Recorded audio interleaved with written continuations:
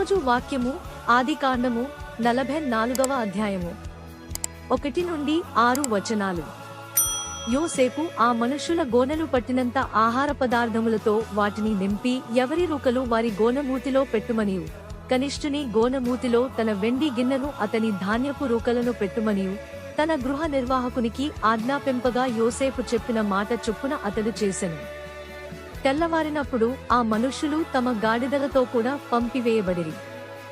వారు ఆ పట్టణము నుండి బయలుదేరి ఎంతో దూరము వెళ్ళక మునుపు యోసేపు తన గృహ నిర్వాహకుని చూచి, నీవు లేచి ఆ మనుష్యుల వెంటబడి వెళ్లి వారిని కలుసుకుని, మీరు మేలుకు కీడు చేయనేలా?